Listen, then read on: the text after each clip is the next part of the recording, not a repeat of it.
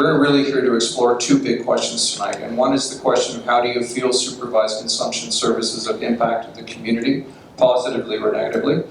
And we're also here to explore what future solutions or ideas should the committee consider that might address any adverse or unintended social or economic impacts. So those are the big overarching questions.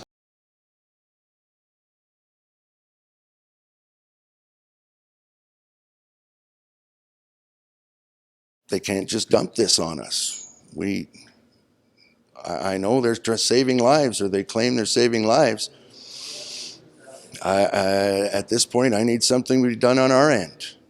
It's frustrating. I'd like to see it moved at the very least.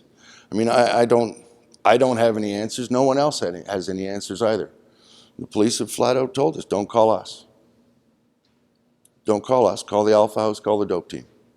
They don't have the means. They don't have the resources. The system doesn't have the means or the resources.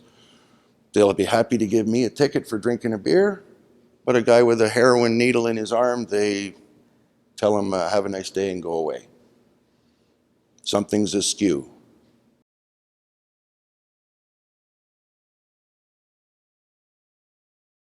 The Calgary Drop-In Centre is a housing-focused emergency shelter, so our area of expertise is getting people reconnected to housing and on their path back to independence. We are not trained as first responders, and unfortunately, as a result of the drug crisis that the entire city is experiencing, we have experienced an over 300% increase in our overdoses in the building over the year-to-date last year.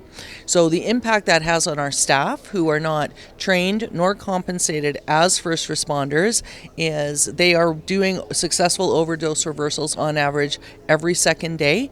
This has resulted in a lot of psychological trauma for our frontline staff, and we have currently almost 14% of our workforce is out on disability due to psychological trauma directly related to having to do overdose reversals.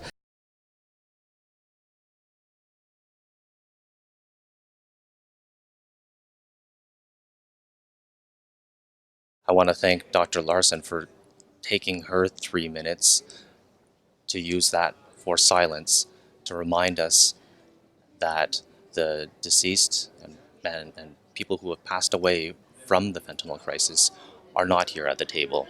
They cannot be here at the table, and their loved ones and family are our closest proxy.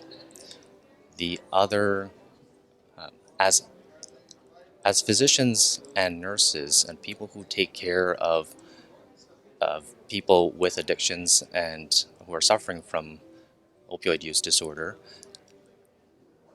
one of the greatest concerns for us is this feeling of helplessness that we get when we are unable to, through policy or infrastructure, take care of patients to the extent that we are trained to do and that we know we should do.